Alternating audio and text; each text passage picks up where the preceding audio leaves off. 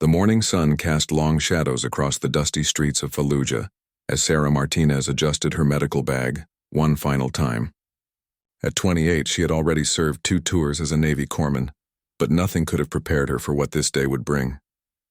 The year was 2004, and the Second Battle of Fallujah was raging with unprecedented intensity. Sarah had volunteered for the most dangerous assignment possible, serving as a field medic with the Marine units pushing deep into insurgent-controlled territory.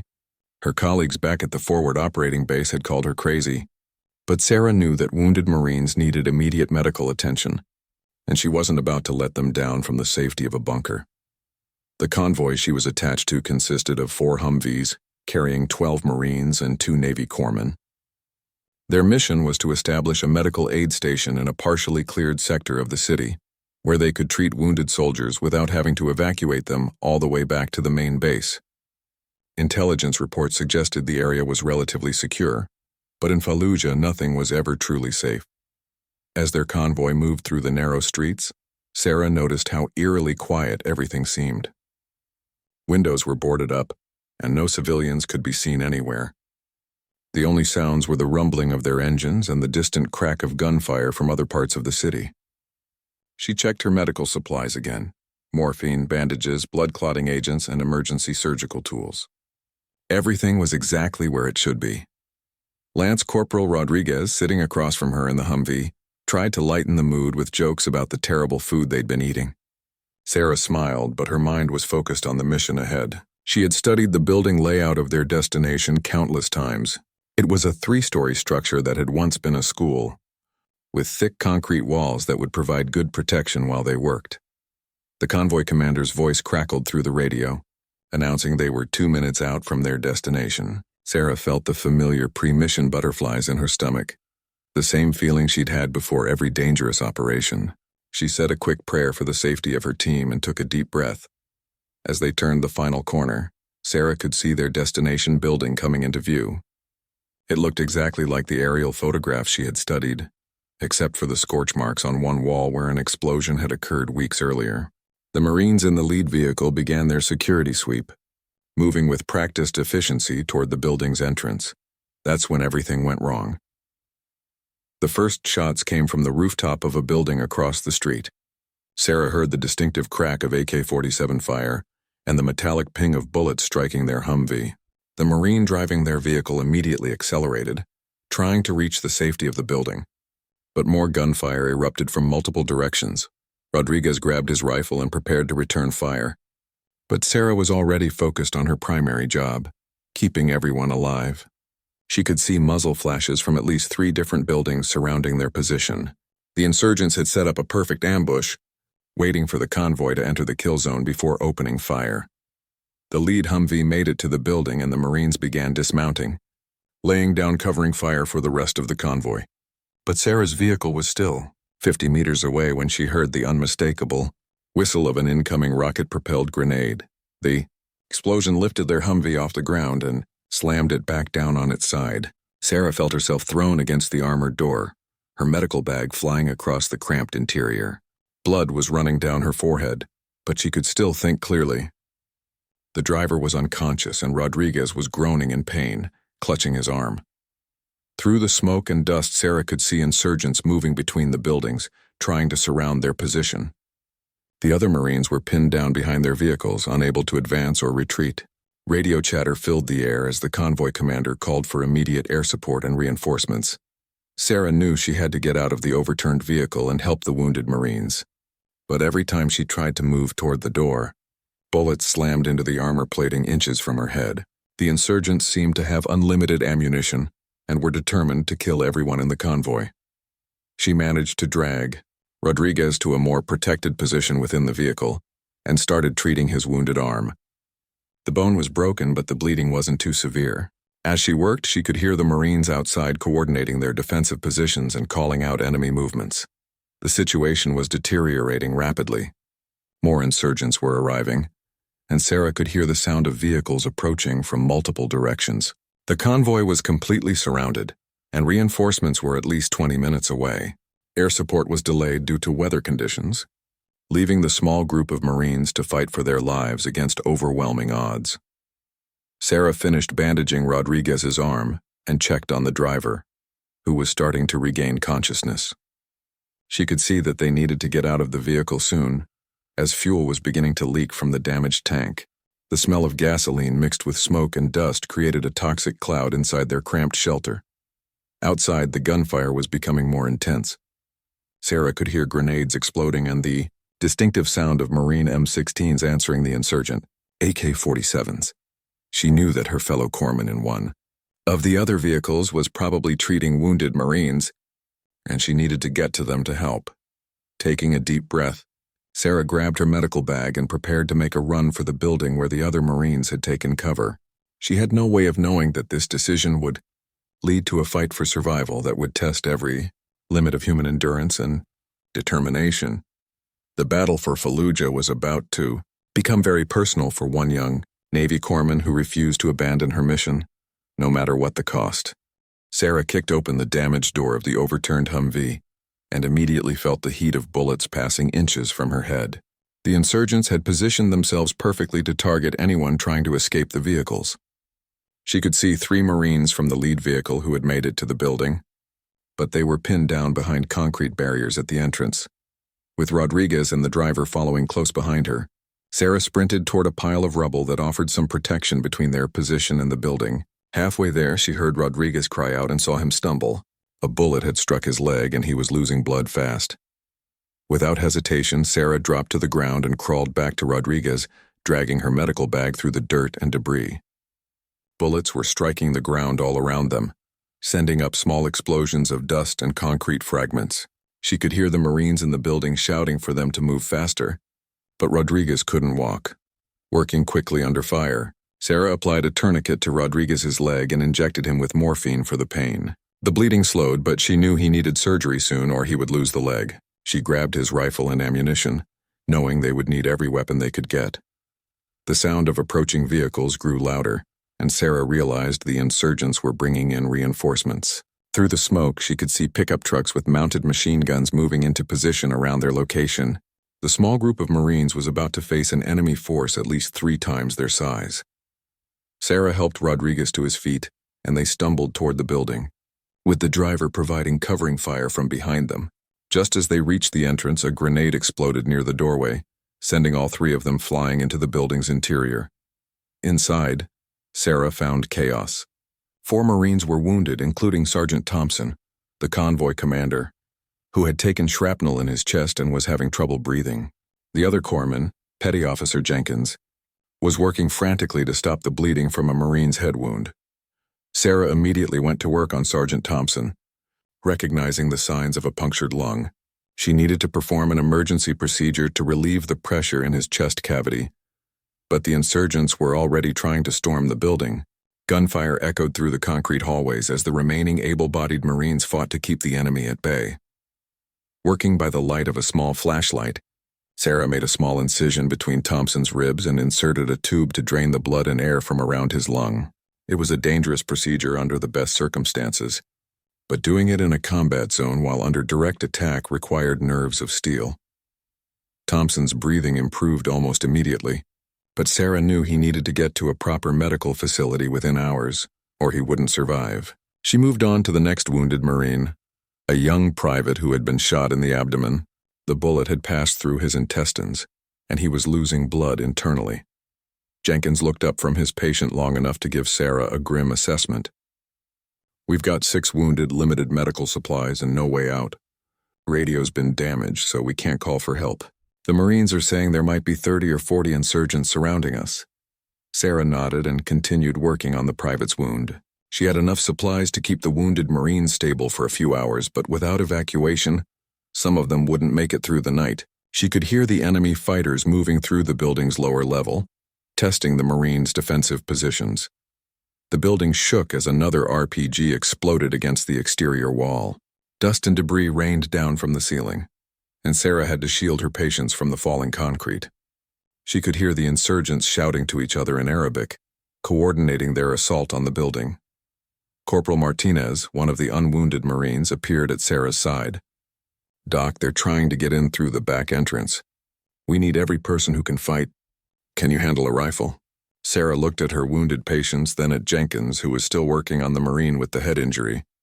She knew that if the insurgents broke through their defenses, everyone in the building would die. She grabbed Rodriguez's rifle and checked the ammunition. Keep them alive, she told Jenkins, then followed Martinez toward the sound of gunfire. The back stairwell was a nightmare of smoke and muzzle flashes. 2 Marines were firing down the stairs at insurgents trying to fight their way up from the ground floor. Sarah positioned herself at a window overlooking the rear courtyard and immediately saw why the enemy was so confident. They had brought at least 20 fighters to assault just this one entrance. She began firing carefully aimed shots at the insurgents below, using her medical training's understanding of human anatomy to make every bullet count. The enemy fighters were surprised to take fire from the window, and several of them scrambled for better cover.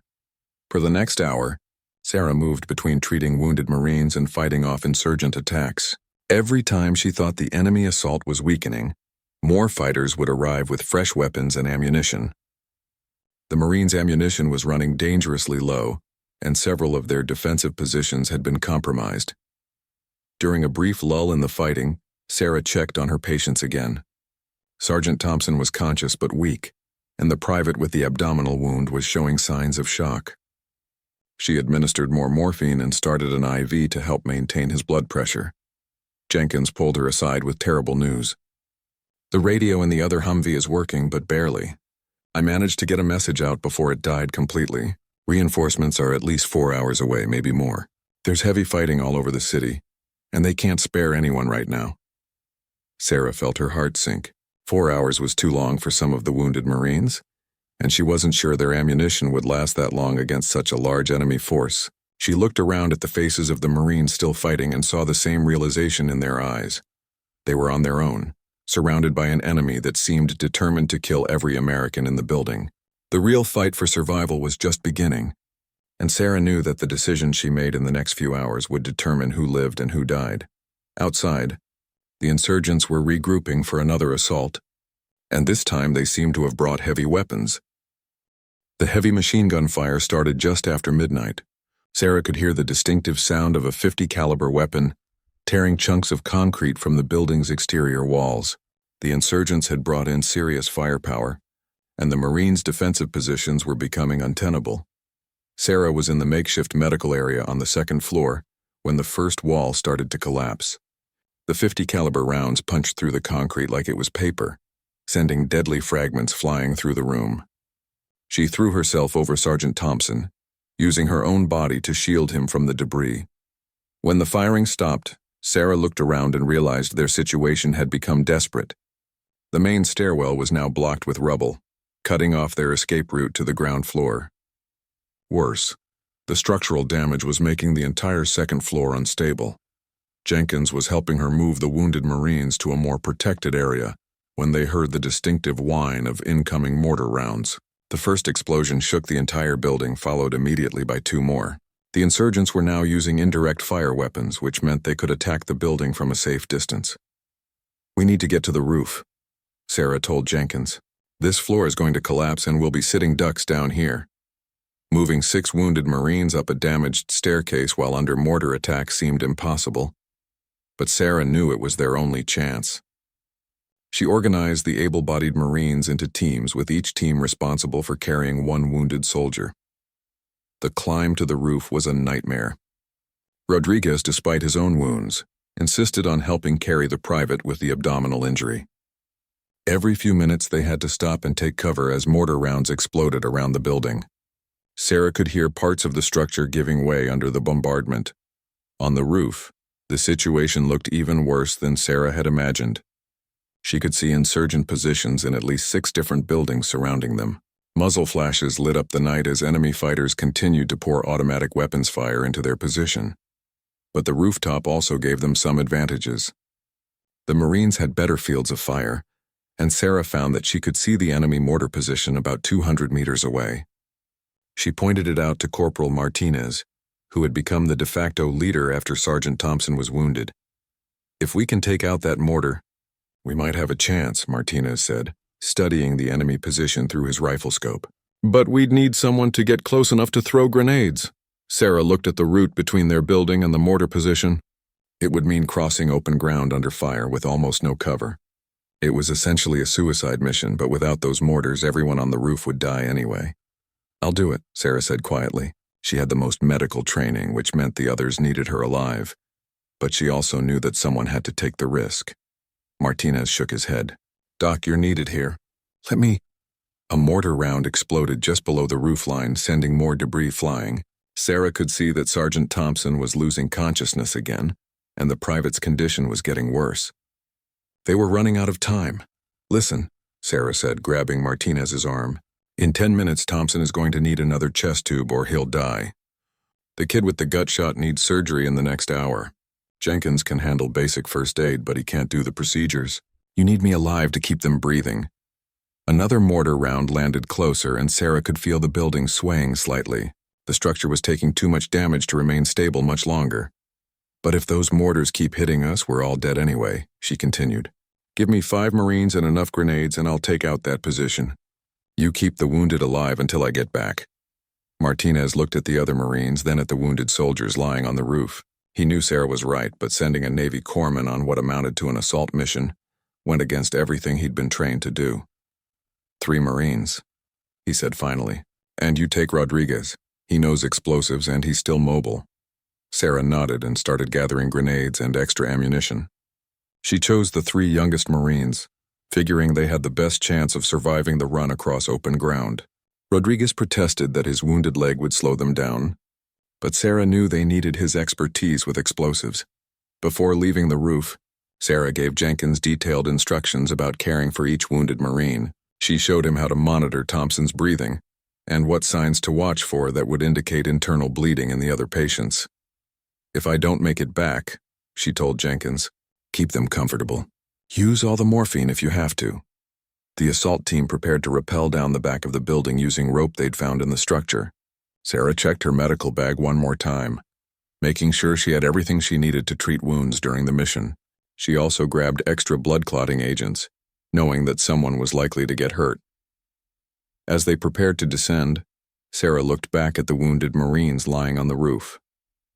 Thompson gave her a weak thumbs up, and the private with the abdominal wound tried to smile despite his pain. She realized that these men were trusting her with their lives in a way that went far beyond normal medical care. The rope descent went smoothly, but as soon as they reached the ground, automatic weapons fire erupted from multiple directions. The insurgents had spotted their movement and were trying to cut them off before they could reach the mortar position.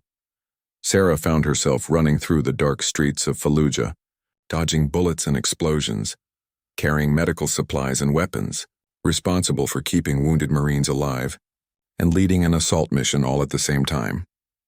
It was far beyond anything she had ever trained for, but there was no choice except to keep moving forward. The mortar position was still 150 meters away, and the insurgents were closing in from both sides. Sarah and her assault team made it halfway to the mortar position before the ambush began. Insurgent fighters had anticipated their route and positioned themselves in the ruins of several destroyed houses along the way. The first burst of machine gun fire came from their left flank, forcing the Marines to dive for cover behind a burned-out car. Private Chen, one of the young Marines Sarah had chosen for the mission, cried out as a bullet caught him in the shoulder. Sarah immediately crawled to his position, keeping low to avoid the continuing gunfire. The bullet had passed through muscle without hitting bone, but Chen was losing blood and going into shock. Working in the shadow of the destroyed vehicle, Sarah applied a pressure bandage to Chen's wound and gave him a shot of morphine. She could see fear in his eyes, but also determination to complete the mission. Rodriguez was providing covering fire from the other side of the car, his wounded leg making it difficult for him to move quickly. "Doc, we've got more coming from the right," called out Corporal Davis, the team leader. Sarah could see muzzle flashes from at least 3 different positions as more insurgents moved to surround them. The mortar position was still 50 meters away, but it might as well have been 50 miles. They were pinned down in the middle of the street with wounded team members and limited ammunition. Sarah realized they needed a new plan.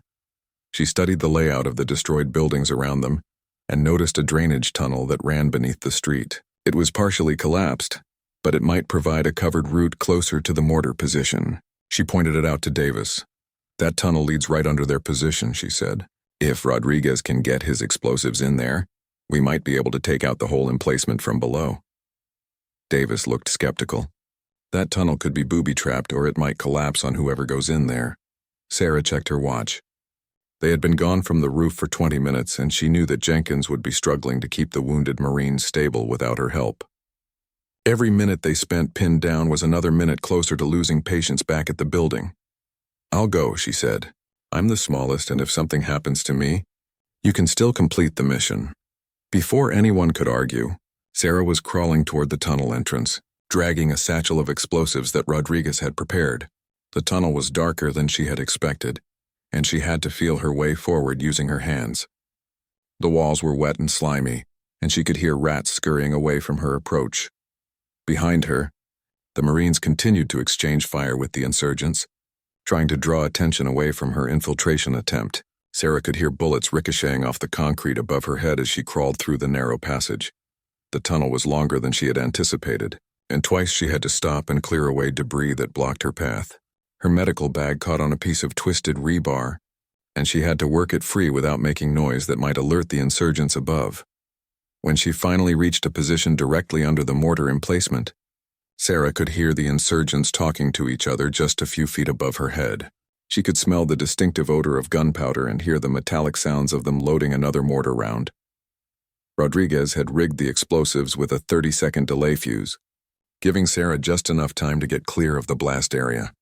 She positioned the charges against what appeared to be a support beam and lit the fuse, then began crawling back through the tunnel as fast as she could move. The explosion was much larger than she had expected. The entire tunnel filled with smoke and dust, and part of the ceiling collapsed behind her. Sarah felt the concussion wave pass through her body, and her ears were ringing so loudly that she couldn't hear anything else. When she emerged from the tunnel, Sarah found that the mortar position had been completely destroyed. The explosion had killed at least 4 insurgents and created a crater 10 feet across. But the victory came at a cost. The noise had attracted more enemy fighters, and she could see additional muzzle flashes from buildings throughout the area. Davis helped Sarah to her feet, and she realized that blood was running down her face from cuts caused by flying debris. Her left arm was numb, and she suspected she had taken shrapnel in her shoulder, but there was no time to treat her own wounds. "We need to get back to the building," she told Davis. "The wounded Marines need medical attention, and we're running out of supplies." The return trip was even more dangerous than the approach had been. Word of the mortar position's destruction had spread among the insurgents, and they were actively hunting for the American assault team. Sarah and the Marines had to move from cover to cover, fighting several running gun battles along the way. Private Chen was having trouble keeping up due to his shoulder wound, and Rodriguez was struggling with his injured leg. Sarah found herself supporting both wounded Marines while also returning fire at pursuing insurgents. Her medical bag seemed to get heavier with each step. When they finally reached the building where the other Marines were defending the rooftop, Sarah was exhausted and bleeding from multiple wounds. But her first concern was for the patients she had left behind. She climbed the damaged stairs as quickly as her injuries allowed, dreading what she might find. On the roof, Jenkins met her with grim news. Sergeant Thompson had gone into cardiac arrest twice, and Jenkins had managed to revive him both times using CPR.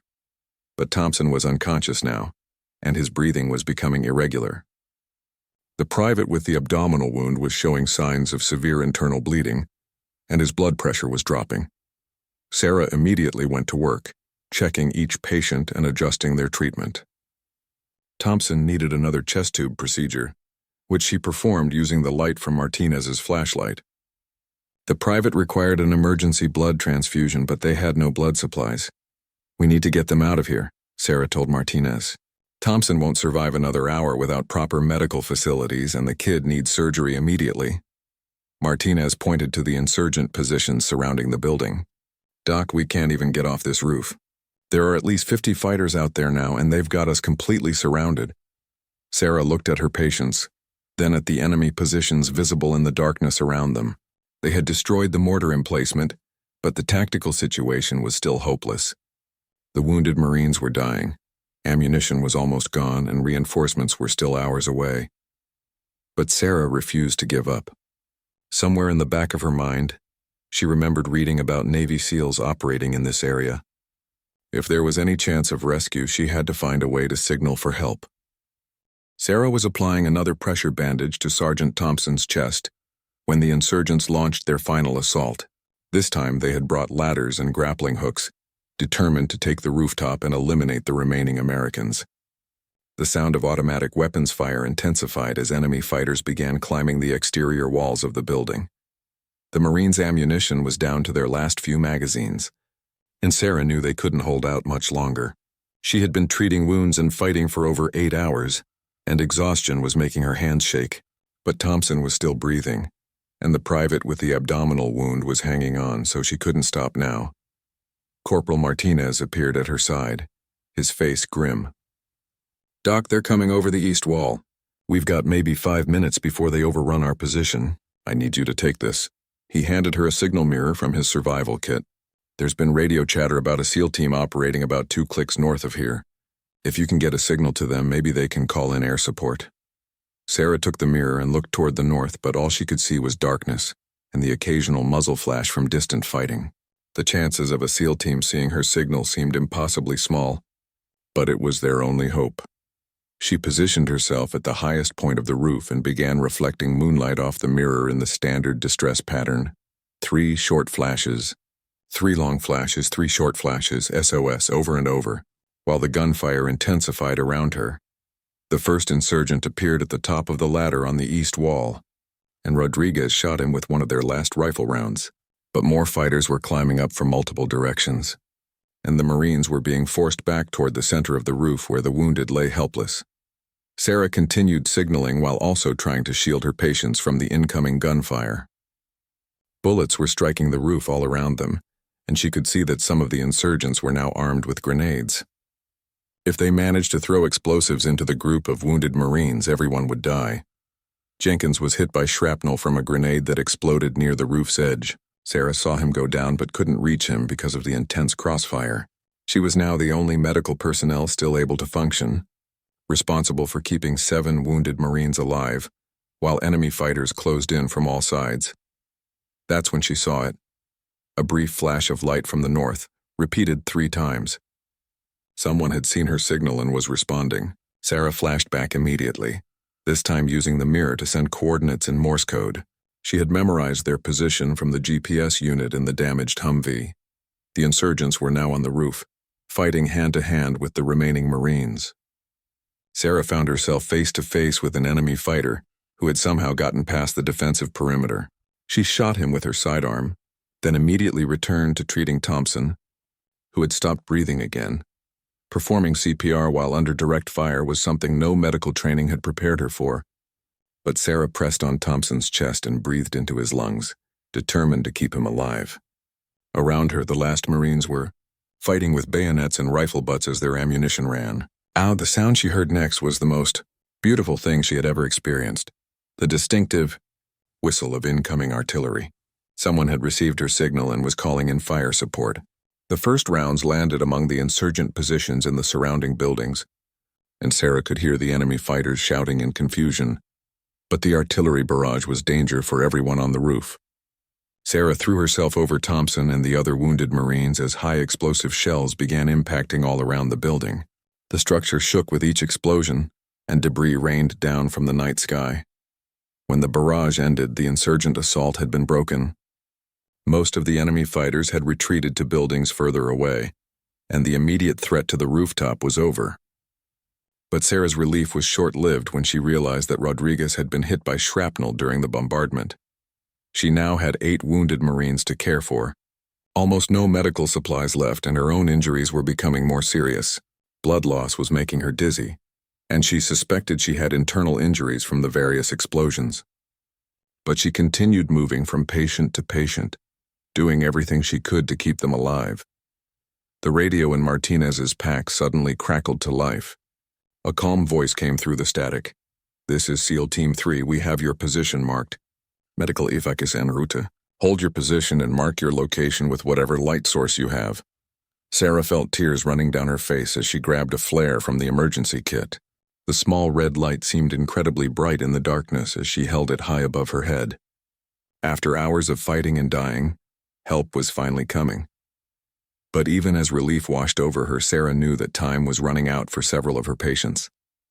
Thompson's pulse was getting weaker, and the private with the abdominal wound had lost consciousness. She had to keep them alive for just a little longer, until the SEALs could get them to proper medical facilities. The sound of helicopters approaching from the north told her that the nightmare was almost over. But Sarah Martinez didn't know that her ordeal was about to take one final terrible turn. The insurgents had one more surprise waiting, and this time they were determined to make sure no Americans left Fallujah alive. The rockets started flying just as the first helicopter came into view. The helicopter pilot saw the rocket-propelled grenades streaking toward his aircraft and immediately took evasive action, but Sarah watched in horror as two of the missiles found their target. The rescue helicopter exploded in a ball of fire and crashed into a building 3 blocks away, taking with it the hope of immediate evacuation for her wounded Marines. The insurgents had been waiting for this moment, using the Americans as bait to draw in rescue aircraft. Now they emerged from hidden positions throughout the area, determined to finish what they had started. Sarah could see muzzle flashes from dozens of weapons as enemy fighters moved to surround the building once again. But this time, they weren't alone. The SEAL team that had received Sarah's signal was already moving through the city, and their response to the helicopter attack was swift and devastating. Sarah heard the distinctive sound of helicopter gunships approaching from multiple directions, followed by the heavy thump of 50 caliber machine guns engaging targets throughout the area. On the rooftop, Sarah continued her desperate fight to keep the wounded Marines alive. Sergeant Thompson had gone into cardiac arrest again, and this time she wasn't sure she could revive him. His lips were turning blue and she could barely detect a pulse. She began CPR, pressing on his chest while counting compressions. Rodriguez was unconscious from blood loss, and the private with the abdominal wound was in severe shock. Sarah had used the last of her morphine an hour ago, and she could see the pain in the wounded Marines' faces. Jenkins was trying to help despite his own shrapnel wounds, but he was barely able to move. The battle raging around the building was unlike anything Sarah had witnessed. The SEAL team was methodically clearing insurgent positions, while attack helicopters provided close air support. Explosions lit up the night sky, and the sound of automatic weapons fire was constant. But Sarah's focus remained on her patients. She had managed to restart Thompson's heart, but his breathing was shallow and irregular. She needed to perform another emergency procedure to relieve pressure around his lung, but her hands were shaking from exhaustion and blood loss. As she worked, Sarah felt a sharp pain in her back, followed by warmth spreading across her shoulder blade. She had been hit by a stray bullet, but she couldn't stop to treat her own wound. Thompson needed immediate attention, and there was no one else qualified to help him. The sound of boots on the stairwell told her that someone was climbing toward the roof. Sarah grabbed her sidearm, ready to defend her patients, but the voice that called out was speaking English with an American accent. Medical personnel on the roof. "This is SEAL Team 3. We're coming up." Sarah had never been so relieved to hear another human voice. She called back, identifying herself as a Navy corpsman with multiple wounded Marines requiring immediate evacuation. Within seconds, 4 SEALs appeared on the rooftop, moving with practiced efficiency to secure the area. The SEAL team's medic immediately began assessing the wounded Marines, while the other team members established a defensive perimeter. Sarah tried to brief him on each patient's condition, but she found herself struggling to speak clearly.